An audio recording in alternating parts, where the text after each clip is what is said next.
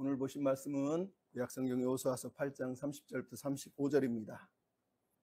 오늘은 예배자로 말씀 앞에 서다 라는 제목으로 함께 은혜 나눕시다. 기도하겠습니다. 사랑하는 아버지, 오늘도 우리가 에발산 가운데 제단을 쌓고 주의 이름을 부르며 예배하는 주의 백성들을 묵상할 때 우리 마음의 예배를 향한 사모함을 허락하시고 주님만을 온전히 예배하는 예배자들로 세워주시옵소서. 부탁하며 예수님의 이름으로 기도하옵나이다. 아멘. 1912년에 세계 최대의 유람선이자 침몰하지 않는 배라고 자부했던 타이타닉호가 첫 항해에서 빙산과 충돌을 해서 무려 1,500명 이상이 수장되는 끔찍한 비극을 당하게 됩니다. 표면적으로는 빙산 때문에 사고가 일어났지만 나중에 모든 것을 조사해 본 결과 가장 기초적인 안전 원칙을 무시한 것 때문에 사고가 났다는 것을 알게 되었어요. 그 중에 하나는 구명보트가 숫자에 비해 너무 적었다는 것이고, 또 하나는 계속해서 빙산이 있다고 속도를 줄이라고 경고를 했음에도 우리 배는 침몰하지 않는다는 자만 때문에 속도를 줄이지 않고 경고를 무시하다가 결국은 빙산하고 충돌을 하게 된 거라는 거죠. 또 하나는 그 배에 쓰였던 나사와 철강 이런 것들이 가장 기초적인 기본적인 조건을, 내구성을 구비하지 못한 채 화려하게만 만들었기 때문이다 라고 얘기를 하고 있습니다. 마지막으로 비상훈련을 미실시했다는 거예요. 그 사고 전날에도 혹시나 충돌이 일어나거나 사고가 났을 때 비상훈련을 하라고 규정이 되어 있는데 선장이 이를 무시하고 야 그런 거 안 해도 돼, 걱정하지 마, 이랬다는 거죠. 이런 사고에 대한 불감증 때문에 결국 큰 사고가 일어났다는 거죠. 여러분, 타이타닉의 비극은 기초가 얼마나 중요한지를 우리에게 다시 한번 알려주는 것이죠. 겉으로 아무리 화려하고 아무리 거대해 보여도 가장 기초적인 나사 하나, 구조물 하나 뿐만 아니라 속도에 대한 민감성, 안전에 대한 그런 민감성 하나 준비하지 못한다면 그 교만이 얼마나 큰 대가를 치르는지를 보여주는 겁니다. 또 하나는 아까도 얘기했지만 속도보다 방향이 중요하고 방향보다 더 중요한 건 브레이크가 가장 중요하다는 거예요. 차에서 가장 중요한 건 브레이크예요. 예. 몇 년 전에 나왔던 포드 대 페라리라고 하는 영화에 보면 전설적인 드라이버인 켄 마일스가 르망이라고 하는 24시간 동안 운전을 하는 그 경주에 나가서 자기가 나가는 건 아니지만 나중에 이제 선수를 데리고 가죠. 그 과정 속에서 계속 신경 쓰는 거, 포드와 페라리가 서로 경쟁하는 가운데서 이 사람이 항상 신경 쓰는 것은 얼마나 빠른 차를 만들까가 아니라 얼마나 속도를 잘 조절하고 제어할 수 있는지, 브레이크 시스템이 잘 갖춰져 있는지를 계속해서 점검을 한다는 거예요. 영화에 보면 경기 중에도 계속 얘기합니다. 계속 강조를 해요. 차는 빠른 게 중요한 게 아니라 멈출 줄 알아야 된다는 걸 팀원들에게 계속해서 강조를 하고 있다는 걸 우리가 알 수 있어요. F1에서도 가장 역사상 유명한 드라이버인 아일톤 세나도 인터뷰에서 이런 얘기를 했어요. 레이싱은 얼마나 빨리 달리느냐가 문제가 아니라 언제 멈춰야 할지를 아는가, 그것이 가장 중요하다는 거예요. 여러분, 차가 아무리 빨리 달려도 브레이크가 망가지거나 아니면 브레이크를 밟을 줄 모른다면 큰 재난을 당하게 돼 있어요. 그게 타이타닉의 비극이고, F1이나 르망이나 수많은 경기가 수많은 사상자를 낸 이유도 거기에 있었어요. 왜냐하면 1960년부터 80년대까지는 지금처럼 브레이크 시스템이 좋지 않았기 때문에 수많은 사람들을 죽음으로 내몰았다는 거예요.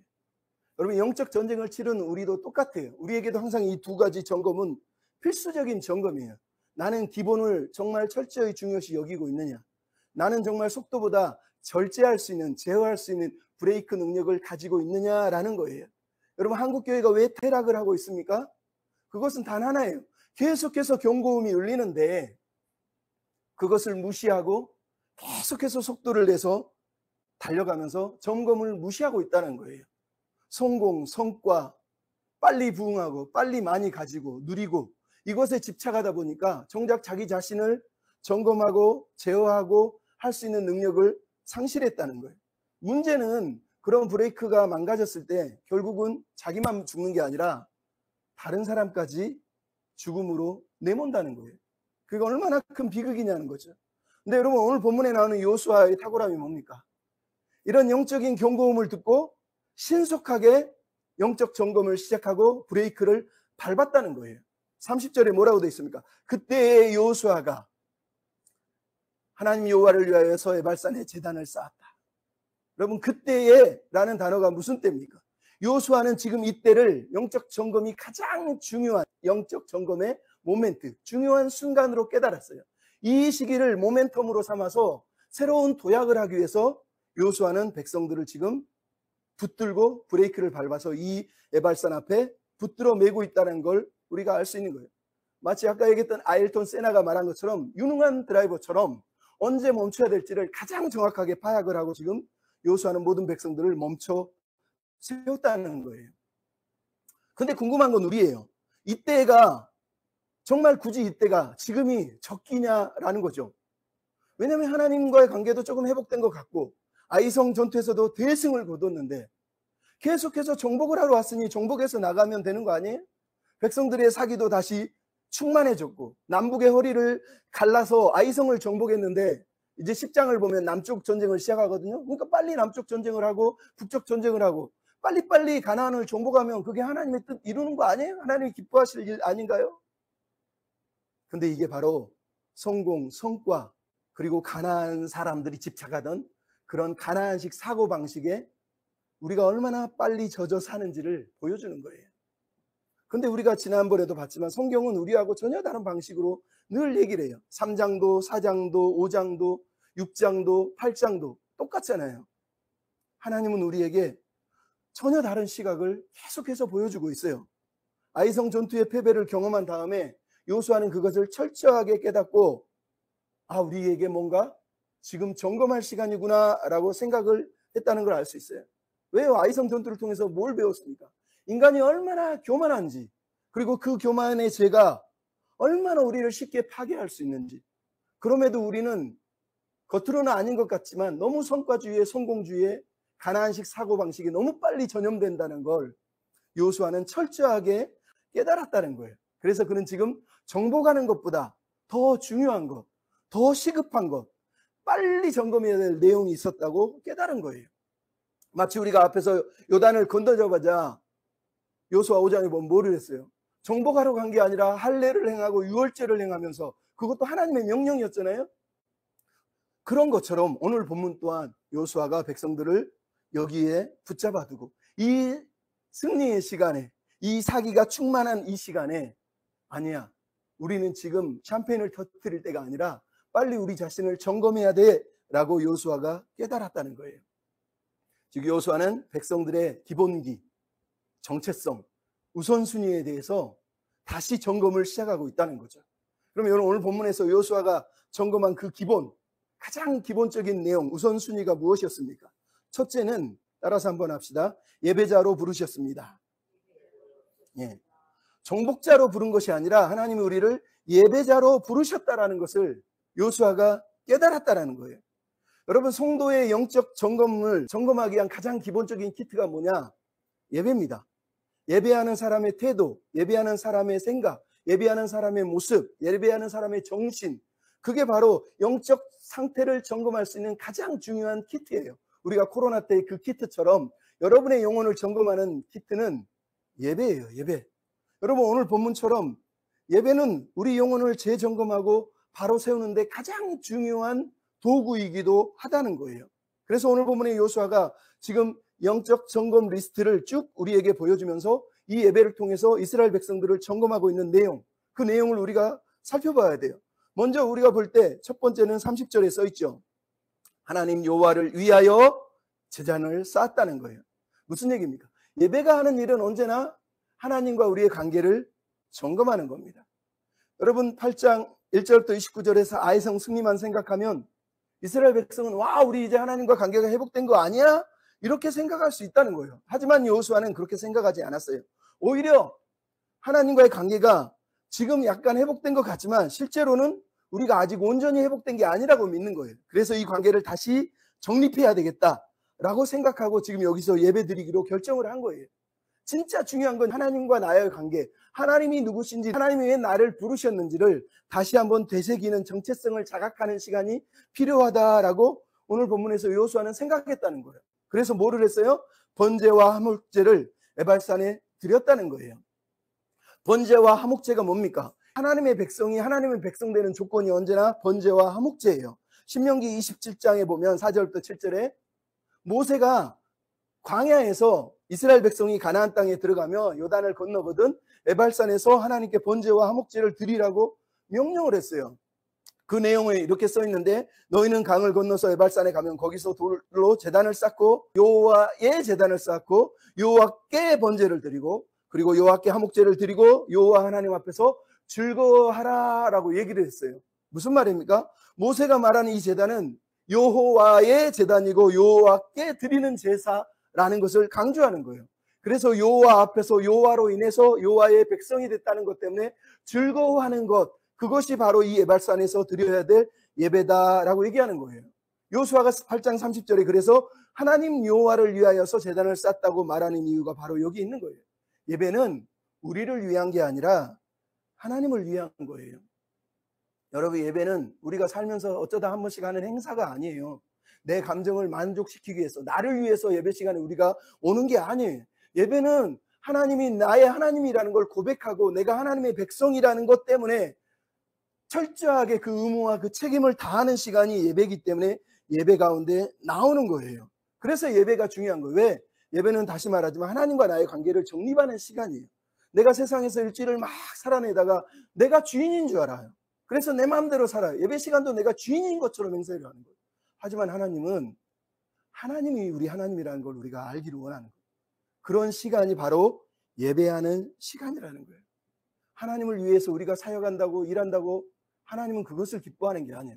일보다 사역보다 하나님은 예배자를 더 기뻐하는 거예요. 여러분이 하나님과 관계는 깨어졌는데 일은 열심히 되고 성공하고 뭔가 잘 된다. 그건 여러분 이미 하나님과는 관계없는 사람이라는 뜻이에요. 하나님이 우리를 판단하는 기준은 언제나 내가 예배자인가? 내가 예배를 어떻게 생각하고 있는가? 내가 예배에 대해서 어떤 마음과 태도로 자세로 나아가는가? 그것들을 통해서 우리는 드러날 수밖에 없는 거예요. 여러분, 번제를 드렸다는 거예요. 번제가 뭐예요? 모든 것 남김없이 다 태워드리는 거예요. 여러분이 하나님 앞에서 온 마음과 힘과 정성과 생명을 다해서 여러분의 시간과 열정과 그런 것들을 다 드릴 수 있다면 하나님이 그 예배를 받으시는 거예요. 화목제는 뭡니까? 우리가 죄로 인해서 하나님과 관계할 수 없는데 화목제를 드림으로 하나님과의 관계를 다시 회복하는 시간, 바로 이게 화목제를 드리는 거란 말이죠. 이렇게 깨어진 관계를, 죄를 해소하고 하나님께 온전히 우리 자신을 드리는 시간이 예배 시간이에요. 그래서 우리는 예배 시간에 회개하고 우리의 죄를 다시 돌아보는 거예요. 여러분, 우리가 죄인이 아닌 사람이 어디 있어요? 일주일을 사는데. 아니, 일주일을 안 살아도 우리는 항상 죄 짓고 살잖아요. 예수님이 용서해서 우리는 죄 안 짓습니까? 죄 짓는 거예요. 그래서 우리는 회개하는 거예요. 그래서 우리는 내 자신을 온전히 드리고 있는가를 예배 시간에 묵상해 봐야 되는 거예요. 두 번째로 인본주의적 사고를 제거하는 게 예배의 핵심이에요. 오늘 본문에 뭐라고 그랬어요? 쇠로 다듬지 아니한 새 돌로 제단을 만드는 거예요. 쇠가 뭐예요? 인간의 도구 아니에요? 인간의 도구로 다듬어서 제단을 만들지 말라라고 오늘 본문이 얘기하는 거예요. 이거는 신명기 27장에 모세가 이미 명령했던 그 내용하고 똑같은 거예요. 무슨 뜻입니까? 예배란 인간의 공로나 성과를 배제해야 한다는 것을 말하는 거예요. 오직 하나님만 예배는 영광을 받으셔야 된다는 거예요. 예배한다면서 자기를 자랑하고 자기를 높이는 것이 가장 비참한 거예요. 여러분, 왜 우리에게 하나님이 은사를 주셨는데 그 은사가 우리를 망가뜨립니까? 주객이 전도되기 때문에 그래요. 예배하다 보면 드럼 치고 있는 나, 반주하고 있는 나, 어느새 내가 주인이 돼서 내가 그 반주, 그 은사에 취해서 서 있는 걸 봐요. 그게 우리를 무너뜨리는 거예요. 그래서 온전히 하나님 앞에 예배할 수 없다는 거죠. 그게 불행한 거죠. 세 번째는 뭡니까? 약속을 붙드는 시간이 예배 시간이에요. 여러분, 오늘 본문에 이스라엘 백성이 어디에서 예배를 드렸습니까? 에발산과 그리심산에서 예배를 드렸어요. 바로 이곳이 어디냐? 세겜이라고 하는 것이에요. 모세가 이미 신명기 11장 29절 30절에 뭐라고 얘기하냐면 너희가 요단을 건너서 이스라엘 땅에 들어가거든 에발산과 그리심산에서 예배를 드려라. 그 산은 모래 상수리 나무 곁에 있는 가나안 땅에 있지 아니하냐라고 이렇게 모세가 얘기합니다. 이게 무슨 말이에요? 이 산들이 있는 곳이 세겜이라는 곳이에요. 근데 세겜이 너무 중요한 거예요. 뭐라고 그랬어요? 모래 상수리 나무가 있는 그곳에서 예배를 드리라는 거예요. 무슨 말입니까? 모래 상수리 나무 그러면 누가 떠오릅니까? 바로 아브라함이 하나님을 만날 때 하나님이 아브라함을 만나주신 장소가 세겜 땅 모래 상수리 나무 아래서 만나주시는 게 창세기 12장 7절이에요. 하나님이 거기서 아브라함에게 나타나셔서 이 땅을 네 자손에게 주겠다, 너에게 주겠다고 약속한 게 바로 이 세겜이에요. 거기서 아브라함은 제단을 쌓고 예배를 드리고 거기서 베델로 아이로 옮기면서 또 제단을 쌓고 예배를 드리면서 여호와의 이름을 불렀더라라고 말하는 그 장소예요. 그러니까 지금 이스라엘 백성이 이 에발산 그리심산이 있는 세겜 땅에서 예배하는 이유는 하나님이 약속한 그 약속을 가나안 땅에 들어오자마자 다시 되새기는 거예요. 하나님이 이 땅을 우리에게 주시기로 하셨지. 이 땅은 우리가 정복하는 게 아니라 하나님이 약속으로 주시는 땅이라는 걸 되새기는 겁니다. 나아가서 나중에 보면 야곱이 형 에서를 만나고 엎드려 절하고 관계가 회복된 다음에 제일 먼저 거주하고 돈으로 땅을 사고 거기서 살면서 하나님께 제단을 쌓는 곳이 바로 세겜 땅이에요. 창세기 33장 18, 19, 20절에 나와요. 거기서 제단을 쌓고 뭐라고 그러냐면 엘헬 로헤 이스라엘, 이스라엘 하나님 전능하신 하나님입니다 라고 고백하고 제단을 쌓았다고 성경이 말하는 것이에요. 나중에 창세기 35장에 보면 야곱이 세겜에서의 가족들의 모든 우상을 걷어서 모래상수리 나무 아래 묻고 그 우상을 다 묻고 하나님 앞에서 회개하고 그리고 베델로 올라갈 때 우상을 묻는 장소도 바로 이 세겜이에요. 그리고 마지막으로 창세기 48장에 보면 야곱이 요셉에게 유언하기를 내가 돈 주고 산 약속의 땅, 그 땅을 내가 너한테 유업으로 줄게라고 세겜을 요셉에게 줍니다. 요셉은 50장에 보면 죽을 때 유언하기를 약속의 땅, 그 땅에 나를 묻어다오라고 말하고 요수아 24장 보면 이스라엘 백성이 요셉의 뼈를 세겜 땅 아래 묻었다라고 성경이 말하고 있어요. 무슨 얘기예요? 이 세겜이라는 장소가 철저하게 하나님의 약속의 장소, 하나님의 약속이 머물러 있는 곳이라는 것이에요. 여기서 예배를 드리는 이유는 하나님이 이 땅을 우리에게 주시고 하나님이 우리의 하나님이 되시겠다고 하는 그 약속을 되새기는 곳이 바로 이 장소였다라는 것을 말하는 거예요. 그러면 여러분, 출애굽의 목적이 무엇이었는지를 생각하라는 거예요. 우리는 이스라엘 백성은 출애굽의 목적이 가나안 정복이었을 것이라 생각하는 거죠. 하지만 성경은 아니야. 가나안 정복은 그저 하나의 과정일 뿐이고 진짜 목적은 예배다라고 얘기하는 거예요. 그 땅에서 예배하는 것, 예배자로 하나님의 땅을 예배의 땅으로 만들어가는 것, 그게 하나님이 이스라엘을 부르신 이유다라고 성경이 말하는 겁니다. 그래서 출애굽기 9장 13절은 여호와께서 모세에게 바로에게 가서 이 백성을 보내라, 나를 섬길 것이다, 예배할 것이다 라고 말하게 선언하게 하신 이유가 거기 있어요. 모세도 그걸 알고 여호수아도 알아요. 그래서 여러분 오늘 본문은 신명기 11장하고 신명기 27장에 모세가 이미 이스라엘 백성에게 명령한 거예요. 광야에서 여호수아에게 백성들에게 너희가 요단을 건너거든, 너희가 가나안 땅에 들어가거든 에발산과 그리심산이 있는 곳에 가서 거기서 제단을 만들되 쇠 연장으로 다듬지 아니한 돌, 자연 그대로의 돌을 가지고 거기서 제단을 쌓고 그리고 두 돌을 선택해서 석회를 바르고 하나님 말씀을 기록하고 낭독해라 라고 이미 명령을 한 거예요.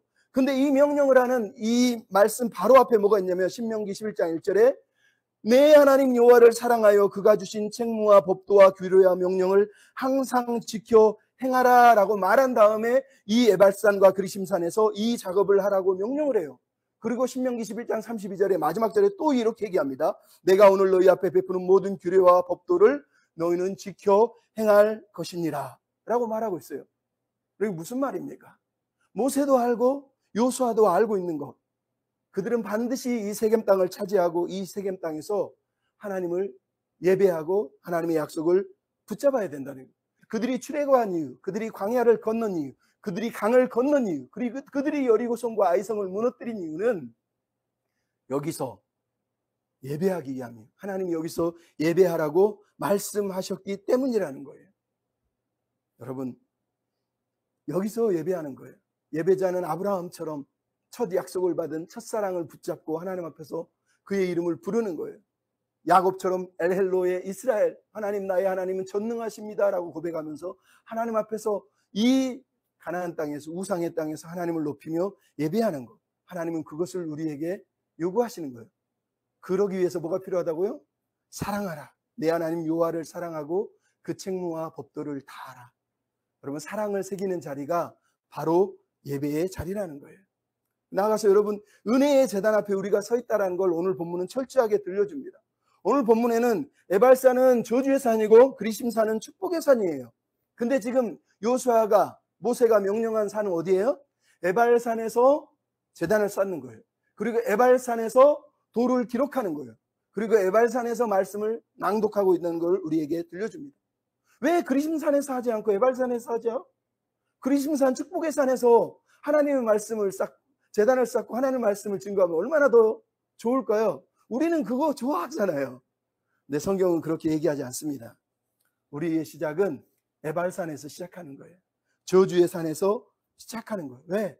우리는 아간처럼 탐욕스럽고 이기적이고 교만한 존재들, 아간처럼 아골의 골짜기에 묻혀야 될 존재들이라는 걸 뼈저리게 느껴야 될 존재들이기 때문에 우리는 아이성, 아이왕처럼, 아이백성처럼 하나님을 반역하고 대적하다가 결국은 나무에 달려 저주받아 죽어야 될 존재들이라는 걸 뼈저리게 깨달아야 되는 거예요.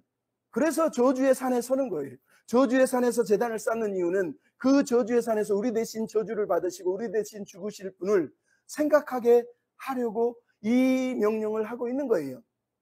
여러분, 하나님과 이스라엘 백성이 시내산에서 여호와의 율법을 모세가 듣고 나서 제일 먼저 했던 게 뭐냐? 번제를 드리고 화목제를 드리고 제단을 쌓은 다음에 거기서 어린 양의 피를 제단과 사람들에게 뿌린 다음에 이 피는 언약의 피니라 라고 선언하면서 하나님과 이스라엘의 관계가 온전히 회복되고 하나님은 이스라엘의 하나님 되고 이스라엘은 하나님의 백성이 되는 언약식을 체결하는 게 출애굽기 나오는 거예요.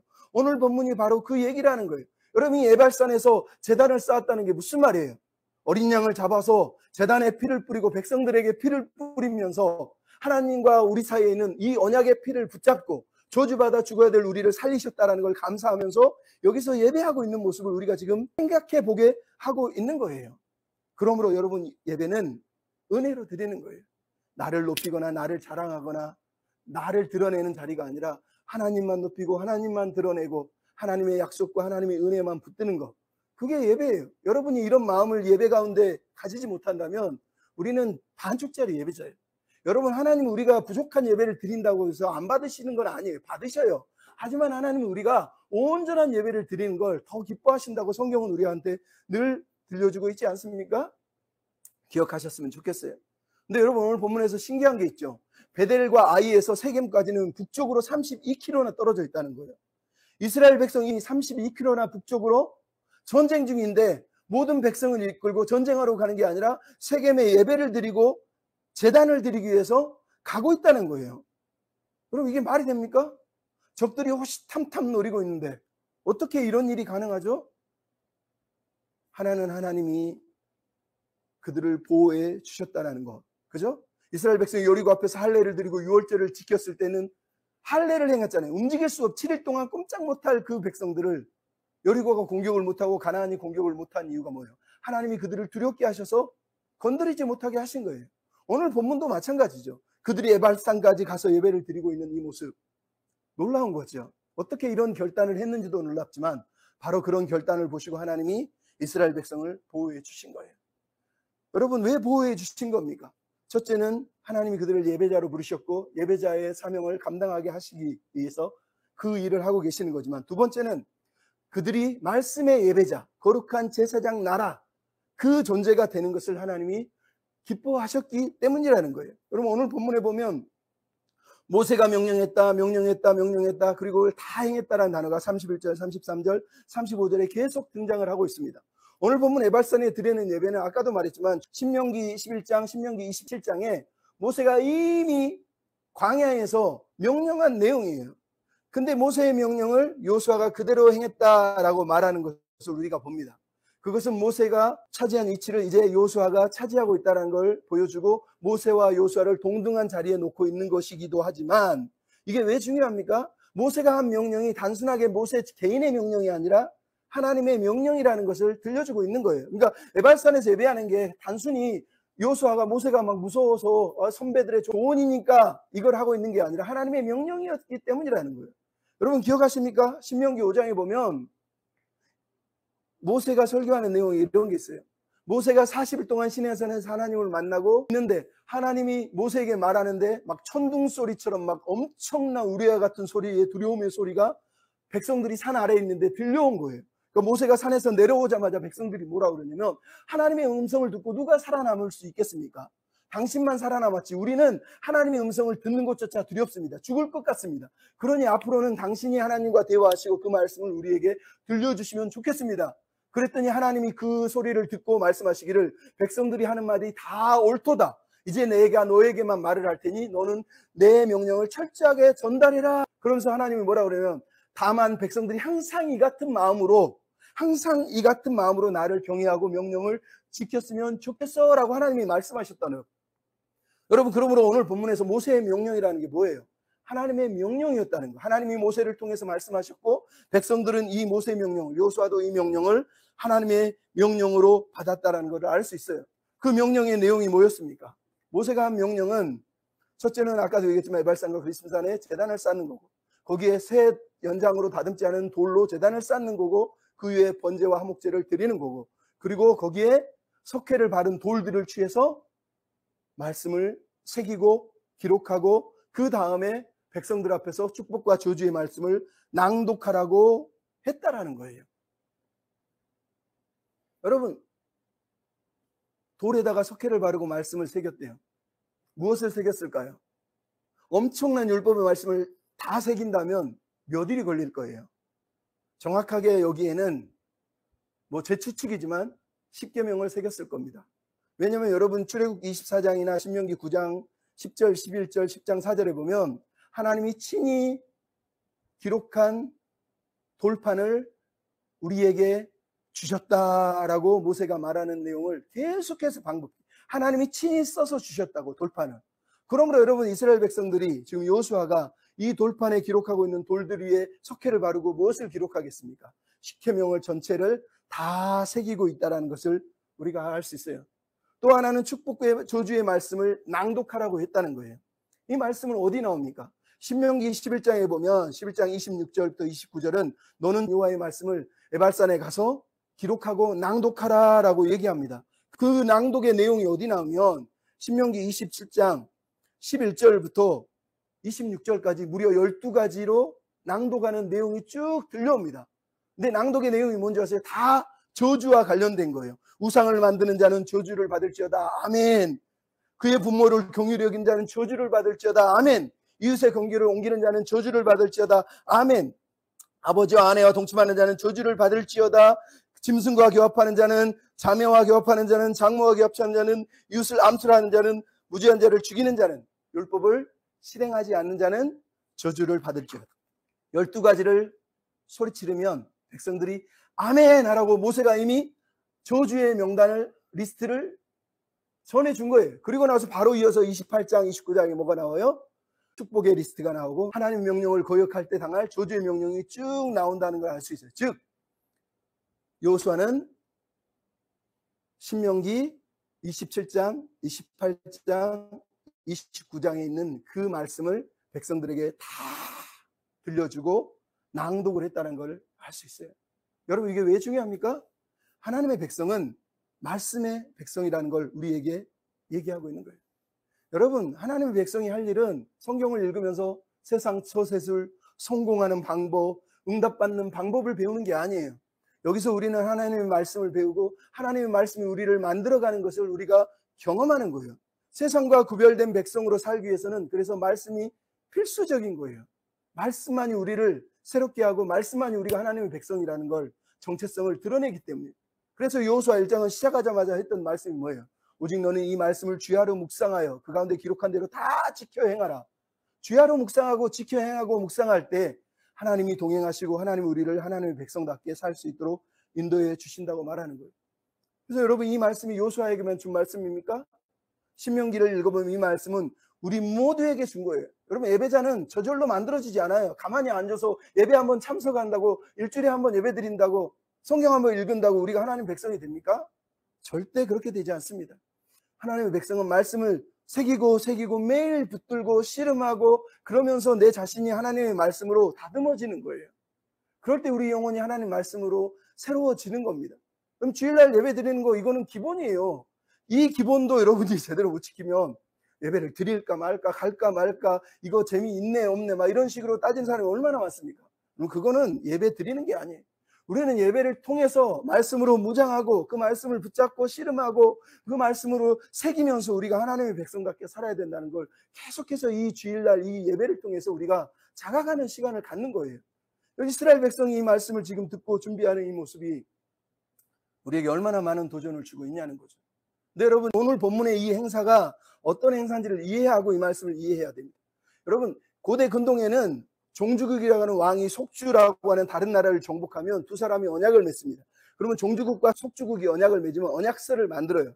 그러면 속주국이 하는 의무가 있어요. 그게 뭐냐? 언약서를 왕 앞에서 기록해서 그것을 백성들 앞에서 낭독을 하고 그리고 보관을 하는 겁니다. 그러니까 오늘 본문에 이스라엘 백성들이 하고 있는 내용이 뭐예요? 요수아가 하고 있는 게 뭐예요? 하나님을 왕으로 모시고 그 하나님 앞에서 하나님의 명령과 말씀을 다 받아서 적은 다음에 그리고 그것을 백성들 앞에서 다 낭독을 하고 그리고 그것을 보관하는 행사, 즉 왕 앞에서 충성을 서약하고 다시 하나님의 백성으로 왕을 섬기는 백성으로 살겠다고 하는 다짐을 하는 충성 서약식이 바로 오늘 본문에서 하고 있는 바로 이 내용이라는 걸 여러분이 기억해야 된다는 거예요. 그럼 여러분, 제가 계속 강조하는데 여러분 이걸 계속 이해해야 돼요. 언약 백성이 된다는 게 뭐예요? 출애굽기 19장에 나온 말씀. 우리는 하나님의 거룩한 백성이 되고 제사장 나라가 되는 거예요. 그게 언약 백성이 붙들어야 될 언약의 핵심이에요. 그러니까 우리가 하나님을 예배하는 이유가 뭐예요? 말씀의 백성, 제사장 나라가 되는 거예요. 하나님의 말씀을 세상 가운데 딜리버리하기 위해서, 전달하기 위해서 우리는 오늘 예배를 드리고 있는 거란 말이죠. 그러니까 지금 여호수아가 하고 있는 게 뭐예요? 이 언약을 다시 갱신해서, 왜냐하면 아이성 패배를, 그 처절한 패배를 경험하고 나서 느낀 게 뭐예요? 우리가 언약 백성인데, 제사장 백성인데, 예배자로 부르셨는데 우리는 그냥 성공하기 위해서, 정복하기 위해서 미친 듯이 달려가고 있는 우리 모습을 보면서 여호수아가 그렇게 살면 안 된다고 느꼈기 때문이에요. 여러분, 우리도 마찬가지. 교회 와서 세상을 취하기 위해서 어떻게 하면 잘 먹고 잘 살고 누릴까? 어떻게 하면 행복해질까? 하나님을 이용해서 나는 그거를 누리고 싶어. 그럼 그것은 하나님의 백성이 되는 것이 아니에요. 하나님의 백성이 된다는 건 하나님의 언약에 참여해서 하나님의 언약 백성이 돼서 그분의 명령대로 살겠다라고 우리가 헌신하고 맹세하고 다짐하는 것. 그것이 언약 백성이 하는 일이에요. 그러니까 우리가 예배에서 해야 될 일은 언제나 똑같아요. 여기 와서 내가 어떻게 하면 하나님의 백성답게 하나님이 말씀하신 의무와 책임을 다할까를 우리가 고민해야 되는 거예요. 신명기 29장에 보면 뭐라고 말합니까?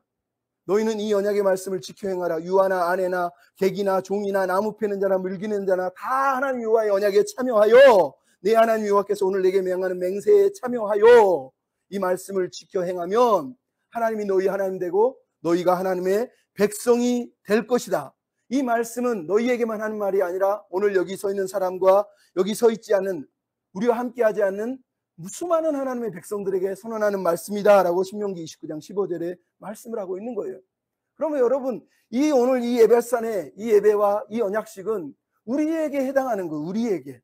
우리에게 우리도 이 언약의 예배를 통해서 참여하고 언약의 백성, 제사장 백성이 돼서 살아야 된다는 걸 다시 되새기는 거예요. 그게 베드로전서 2장 9절에 나오잖아요. 너희는 택하신 족속이요 왕같은 제사장이요 거룩한 나라요 소유된 백성으로 하나님의 덕을 선전하라고 부르셨다라고 하나님이 우리에게 말씀하는 거예요. 하나님이 그것을 위해서 우리를 예배하라고 부른 거예요. 여러분, 이걸 이해를 못하면 이 말씀이 여러분이 이해가 안 되고 여전히 뜬구름 잡는 것 같고 남 얘기 같으면 여러분은 하나님의 백성의 정체성을 아직도 이해하지 못하고 있는 거예요. 여러분, 왜 예수를 믿습니까? 우리가 무엇 때문에 교회라는 곳에 와서 무엇 때문에 시간을 쪼개서 여기서 예배를 드리는 거예요? 잘 되고 복받고 장수하고 누리고 살기 위해서 예배를 드리는 겁니까? 나중에 천국 가야 되니까? 여러분, 하나님 생각할 때 얼마나 마음 아프고 한심하겠습니까? 그럼 말씀이 우리를 빚어주는 거예요. 예배는요, 말씀을 통해서 우리를 빚는 자리가 바로 이 예배의 자리예요. 그럼 오늘 본문을 다시 생각해 보세요. 지금 에발산에 돌 위에 제단을 쌓고 그 다음에 돌들을 세워서 석회를 바르고 거기에 하나님의 말씀을 새기고 있어요. 좌우에 하나님의 백성들이 200만이 양쪽으로 100만 명씩 서 있습니다. 한쪽은 그리심산, 한쪽은 에발산. 그 사람들이 지금 뭘 보고 있어요?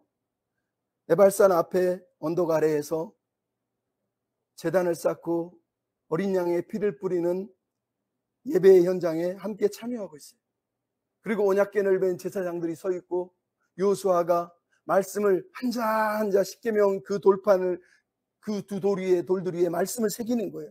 그거를 여러분 돌에다가 그 당시에 말씀을 새기는 게 얼마나 오랜 시간이 걸려요. 우리야 글로 쓰면 금방 쓰지만 한 자 한 자를 돌로 정으로 찍어서 새긴다고 생각하세요. 얼마나 긴 시간이 걸리겠어요. 그것을 모든 백성들이 아이까지 다 서서 바라보고 있는 거예요. 그 지루한 시간을 뭘 하고 있는 거예요?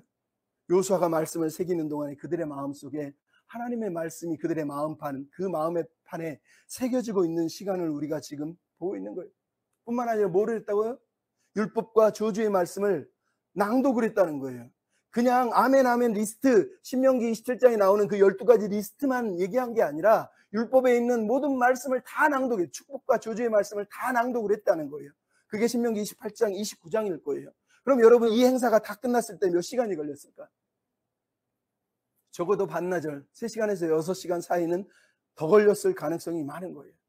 그 기간 동안 이 사람들은 기록된 말씀을 지금 보고 있고 언약궤를 맨 제사장들을 보고 있고 축복과 저주의 말씀을 듣고 있는 거예요. 뭘 듣는 거예요? 우리가 왜 이 땅에 들어왔지? 우리는 누구지? 아, 우리가 하나님의 거룩한 제사장 나라를 세우기 위한 하나님의 예배자로 부르심받은 백성이구나 라는 것을 지금 이 자리에서 깨닫고 있는 것이고, 사실은 깨닫게 하시려고 하나님이 이 일을 명령하신 거란 말이죠. 여러분, 이 예배는 말씀으로 우리를 형성하고 다듬고 빚어가는 자리라는 걸 여러분이 기억할 필요가 있어요. 그럼 여호수아가 축복의 말씀만 전했습니까? 오늘 본문 뭐라고 하냐? 저주의 말씀까지 다 선포한 거예요. 치사 선택을 할 수가 없는 거예요. 여러분은 교회 와서 좋은 말씀 듣고 싶어요. 은혜 받고 싶어요. 내가 듣고 싶은 얘기 듣고 싶고 재밌는 얘기 듣고 싶어요. 여러분 그런 게 어디 있습니까? 예배는 하나님의 말씀이 선포되는 거예요. 그게 축복이든 저주든 하나님의 말씀이면 그것을 우리가 받아들이는 거예요. 이 말씀 앞에서 제외된 사람이 있습니까? 33절 35절에 관리도 제사장도 재판장들도 본토인도 이방인도 여자도 아이도 모두 그 자리에 서서 철저하게 하나님의 말씀을 다 받아들이고 있는 거예요. 이 말씀에 제외되거나 예외인 사람이 있습니까? 목사라고 예외입니까? 절대로 안 되는 거예요. 이 땅의 교회가 비극이 뭐예요? 목사들이 자기는 말씀에서 예외고 제외된다고 생각하는 거예요. 얼마나 처참하냐는 거예요. 절대로 그럴 수 없다는 거예요. 그럼 오늘 본문을 보십시오. 얼마나 길었겠어요? 얼마나 재미없고 얼마나 지루할까? 모세가 광야에서 했던 얘기 여호수아가 또 하고 우리가 여호수아 1장부터 들었던 얘기 사실 읽어보면 다 똑같은 얘기 아니에요? 언약 백성을 기억해라. 제사장 나라가 되라. 언약의 말씀을 붙들어. 계속 똑같은 말씀을 사실은 전쟁 중에도 하고 있는 거예요. 전쟁 중에. 왜? 우리가 들어야 될 내용이기 때문에. 우리는 사역을 하는 게 아니라 예배하기 위해서 부름받은 거란 말이에요. 그래서 우리가 일을 멈추고 사역을 멈추고 하나님 앞에 다시 예배자로 말씀 앞에 서는 시간이 필요한 거예요. 이게 전쟁보다 더 중요한 거예요.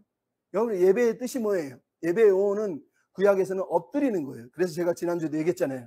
이스라엘 백성이 철저하게 매복을 하는 게 엎드리는 자세라고 말하는 게 자기를 낮추고 자기를 숨기고 하나님만 높이는 행위를 말하는 거예요. 예배라는 건 그런 거예요. 높으신 왕 되신 하나님 앞에서 자기를 숨기고 자기를 낮추는 거예요. 여러분이 에스겔서나 요한계시록을 보면 뭐가 나옵니까? 이사야 6장에 보면 뭐가 나옵니까? 생물들이 막 하나님 앞에 날개짓하는데 철저하게 발을 가리는 것을 보는 거예요. 우리가 다 들었잖아요. 여러분 아무리 우리가 은사를 가지고 하나님을 섬기지만 그 은사 때문에 나를 드러내고 나를 자랑하는 건 그건 하나님을 높이는 예배가 절대 아니에요. 은사조차도 하나님의 선물이기 때문에 자기를 숨길 수 있어야 되는 거예요. 여러분 이 예발산에 값비싼 악기가 있었습니까? 훌륭하고 비싼 음향 시스템이 있었습니까? 시선을 사로잡는 영상팀이 있었습니까? 아무것도 없어요. 단 하나 여호수아가 여호와의 말씀을 전하는 여호수아의 목소리밖에 없는 거예요. 거기서 아우 재미없어요. 아우 영상 보고 싶어요. 우리식으로 우리 시대에 빗대서 얘기하자면 아우 지루해요. 아우 그런 말씀을 왜 들으세요? 재밌게 좀 해주세요. 여러분 그럴 수 있겠습니까? 여러분 이게 예배의 본질이기 때문이에요. 여러분 예배자로 선다는 건 이런 마음으로 서는 거예요. 악기가 중요한 게 아니에요. 음악 소리가 중요한 게 아니고요. 시스템이 중요한 게 아니고요. 내가 중요한 거예요. 내가 하나님 앞에 예배자로 지금 서 있는가가 중요한 거란 말이에요. 여러분 그걸 철저하게 정말 오늘 생각해 봤으면 좋겠어요. 여러분, 여러분이 하나님께 예배자로 서는 비결은 딱 하나밖에 없습니다. 정말로 내가 하나님을 사랑하는지를 여러분이 돌아보는 거예요. 여러분, 하나님 사랑하십니까? 하나님을 사랑하면 우리가 예배를 우습게 여길 수 있습니까? 절대 그럴 수 없죠. 우리가 예배를 우습게 여기면 여러분은 하나님을 아직 사랑하는 게 아니에요. 나는 사랑한다고 말하는지 몰라도 내 부족한 사랑을 하나님이 받아주실 수는 있어도 하나님은 우리를 온전히 사랑하길 원하고 온전히 예배하기를 원하시는 거예요. 여러분, 정말로 하나님을 사랑해야 돼요. 제가 좋아하는 영화 중에 악마는 프라다를 입는다는 영화가 있어요. 저 너무 좋아해요. 왜? 그 영화 자체가 예배에 대해서 말하고 있기 때문이에요. 거기에 보면 애네 해서웨이가 앤디라고 하는 주인공 여자로 나와요. 기자가 되고 싶었는데 메릴 스트립이라고 하는 여자가 이제 잡지사 런웨이의 팀장이고 미란다라고 하는 이름으로 나오는데, 그 여자도 너무 싫어하고 패션계를 싫어하는 이 여자가 우여곡절 끝에 기자가 아니라 이 패션 잡지 회사에 들어가요. 그러면서 거기서 미란다 옆에서 욕먹으면서 일을 배우다 보니까 어느새 자기가 인기도 누리고 패션계 일하다 보니까 옷도 화려하고 있고 막 그래. 옛날에는 남자친구 만날 때는 5분 전에 미리 와가지고 남자친구를 기다리고 막 사랑하고 남자친구를 위해서 무엇을 해줄까 하던 사람이 일에 푹 빠져서 하니까 남자친구가 소원해지고 남자친구 만날 시간도 어기고 계속 자기 일에 집중해 살아가요. 그 모습을 보면서 여자친구가 얘기합니다. 내가 아는 앤디는 이런 여자가 아니었어. 앤디는 네이트를 너무 사랑해서 항상 미리 먼저 와서 준비하고 늘 만났는데 지금 내가 보는 앤디는 화려한 옷을 입고 있는 앤디, 내가 모르는 사람인 것 같아. 나는 너를 잘 모르겠어. 그러면서 떠나버립니다. 그리고 파리 패션 위크에 가게 됐다는 걸 네이트라고 남자친구가 알게 되는데 자기도 모르는 사이에 여자가 혼자 결정을 했으니까 남자가 깜짝 놀라서 아니 나는 모르는데 너 혼자 파리 가기로 했어? 그랬더니 여자가 분노하면서 일 때문이잖아. 일 때문이잖아. 그랬더니 남자가 얘기합니다. 너는 항상 무슨 얘기를 할 때마다 마치 너는 결정권이 없는 것처럼 어쩔 수 없었다, 어쩔 수 없었다, 어쩔 수 없었다를 수없이 되새기는데 나는 너무 그게 이해할 수 없다. 그러면서 싸웁니다. 싸우는데 여자가 그럼 우리 잠깐 헤어져 있자. 이러면서 브레이크 타임을 갖자고 얘기를 합니다.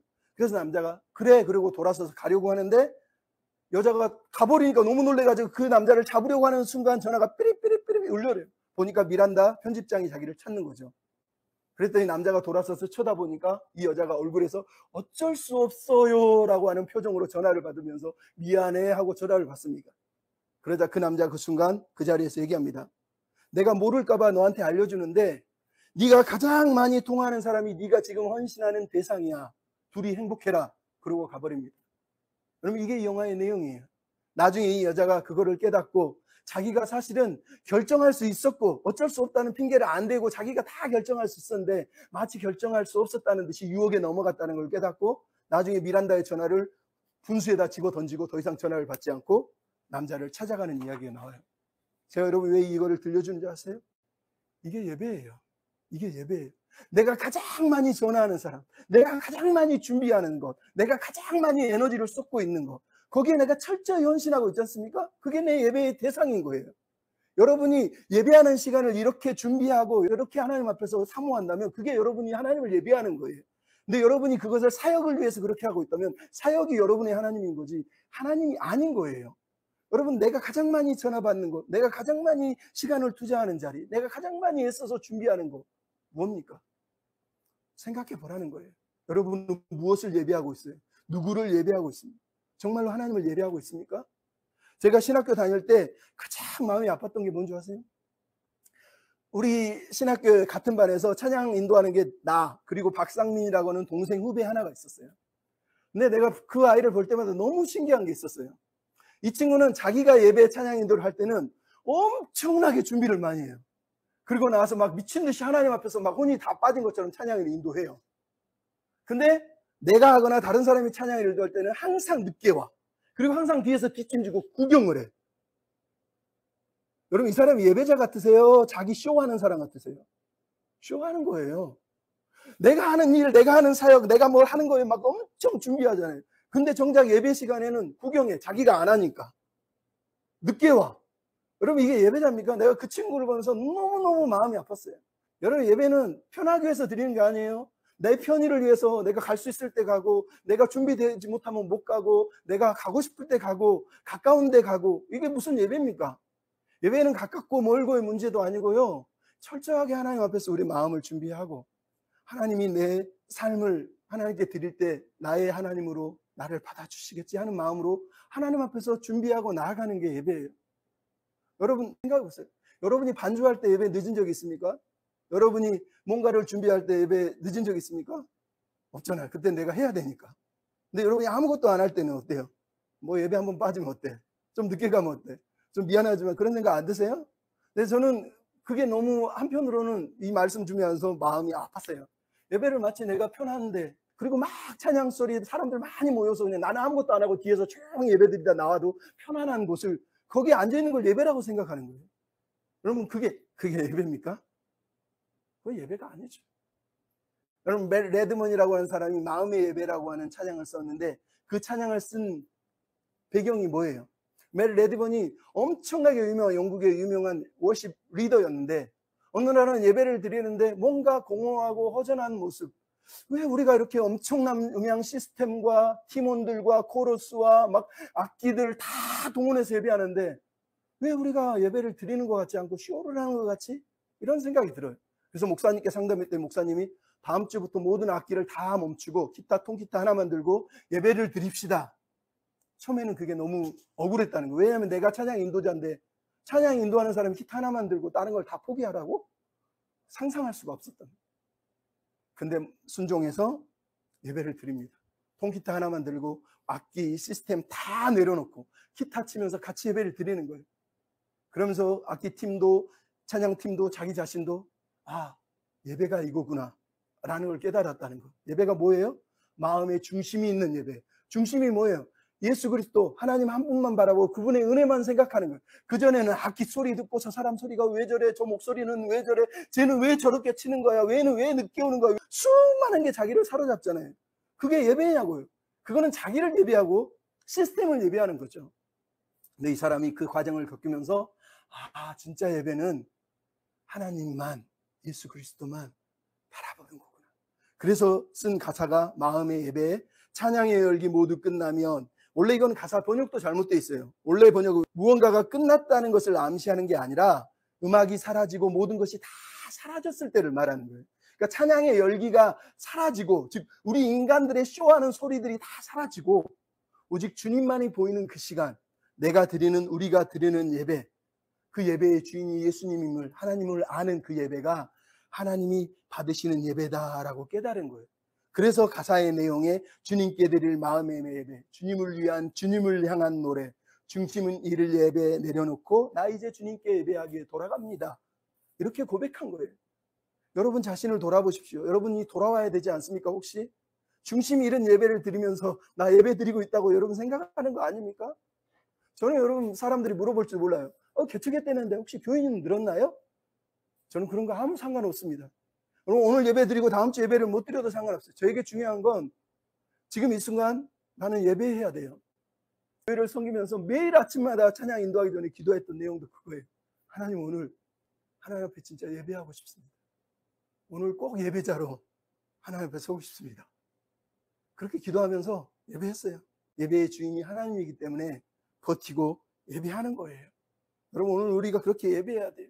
기록된 말씀을, 그리고 낭독되는 이 말씀들이 우리 귀에 들려와서 우리 마음에 새겨져서 우리가 말씀을, 우리 자신을 다시 되새기는 시간이 바로 예배 시간이에요. 단 한 사람이라도 여러분이 이거를 깨닫고 정말 예배해야 되는구나, 말씀으로 붙잡고 살아야 되는구나 라고 여러분이 하나님 앞에 서면, 말씀 앞에 예배자로 서면 하나님이 얼마나 기뻐하겠습니까? 여러분이 예배해야 될 이유를 한 가지만 들려주고 마치겠습니다. 여러분 오늘 본문에 세겜이라고 하는 산이 나옵니다. 동네가 나옵니다. 세겜의 뜻이 뭔지 아세요? 어깨 위에 짐을 지기 위해 굽히다, 짐을 적재하다 라는 뜻이에요. 짐을 지기 위해서 굽히고 짐을 쥐는 것을 쉐겜, 동사 샤캄이라고 얘기하는 동사에서 나왔어요. 이것을 에발산, 저주의 산에서 행하는 이유가 거기 있는 거예요. 지난주 얘기도 오늘 똑같이 얘기하는 거예요. 에발산, 저주의 산 세겜에서 예배하는 이유는 거기서 우리 대신 짐을 지기 위해서, 우리의 저주를 지기 위해서 굽히시고 엎히시고 우리 제 짐을, 저주의 짐을 다 짊어지신 분이 그 제단에서 피를 흘리고 죽으시고 피를 뿌려지심으로 예수 그리스도를 상징해서 보여주고 있기 때문이에요. 시편 68편 19절처럼 날마다 우리 짐을 대신 지시는 주 우리 구원의 하나님을 찬양할지어다. 여러분, 우리가 예배하는 이유는 이거밖에 없는 거예요. 매일 여기서 예배하는 이유는 저주받아 죽어야 될 우리 대신 짐을 지신 예수님을 생각하면서, 그래서 여기서 예배하는 거예요. 여러분, 이 세겜에서 예배를 드리고 나서 1400여 년이 흐른 다음에 어떤 한 남자가 사마리아 성을 지나갑니다. 우물가에서 여자를 만났더니 여자가 이런 얘기를 합니다. 당신은 선지자입니다. 우리 조상들은 그리심산에서 예배하라고 그랬는데 당신들은 예루살렘에서 예배하던데 이게 맞습니까? 라고 물어봅니다. 왜 그들은 그리심산에서 예배했을까요? 그리심산이 축복의 산이니까 저주의 산에 쓰기 싫은 거예요. 축복의 산에서 축복을 받고 싶었던 거죠. 그러니까 예배의 이유도 모르고 예배에 대한 합당한 태도 가지 못한 채 그냥 그들끼리 예배하고 있었던 거예요. 근데 예수님 뭐라 그러죠? 여자야, 내 말을 믿어라. 이 산에도 말고 예루살렘에서도 말고 아버지께 예배할 때가 오나니 아버지께 참되게 예배하는 자들은 영과 진리로 예배하느니라. 아버지는 예배하는 자들을 찾으시느니라 라고 말씀하신 거예요. 무슨 얘기 하는지 알겠어요? 그리심산이 중요한 게 아니에요. 우리는 저주의 산에 서더라도 저주의 산이 강조하는 게 뭐예요? 예수 그리스도의 십자가를 말하는 거예요. 우리는 십자가 아래 서서 말씀 앞에 엎드려서 하나님을 예배하는 예배자로 설 때에 하나님이 우리를 기뻐 받으시는 거예요. 그래서 말하는 거예요. 예배 여러분, 하나님을 사랑한다면 마음을 다하고 뜻을 다하고 목숨을 다하고 정성을 다하는 거예요. 여러분, 그렇게 예배하고 있습니까? 그렇게 예배했으면 좋겠습니다. 하나님은 그런 예배자를 찾으시는 거예요. 사랑하는 마음으로 하십시오. 사랑하는 마음으로 하나님만 바라보세요. 그럴 때 하나님이 여러분 저를 더욱 기뻐하시는 줄로 믿습니다. 찬양하고 기도하고 마칩시다. 우리 세상의 모든 거 같이 부르면서 정말로 우리가 하나님의 말씀만 사랑하고 하나님만 사랑하고 예배하며 살게 해주십시오. 이런 마음으로 같이 찬양합시다. 세상의 모든 것 다 변해도 주의 말씀은 영원하리라. 세상의 모든 것 다 지나도 주의 사랑은 계속되리라. 세상의 모든 것 다 변해도 하나님의 말씀은 영원합니다. 주의 말씀은 영원하리라. 세상의 모든 것 다 지나도 주의 사랑은 계속되리라. 주 말씀 의지하여 찬양하네. 존귀하신 주 내 모든 것 되네. 주 사랑 의지하여 찬양하네. 내 모든 것 되신 주니 주 말씀 의지하여 찬양하네. 찬양해. 존귀하신 주 내 모든 것 되네. 주 사랑 의지하여 찬양하네. 내 모든 것 되신 주님 주 말씀 의지하여 찬양하네. 존귀하신 주 내 모든 것 되네.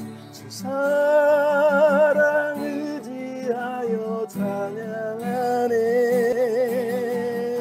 내 모든 것 되신 한 번 더 주 말씀 의지하여 주 말씀 의지하여 찬양하네. 존귀하신 주 내 모든 것 되네. 주 사랑 찬양하네 내 몸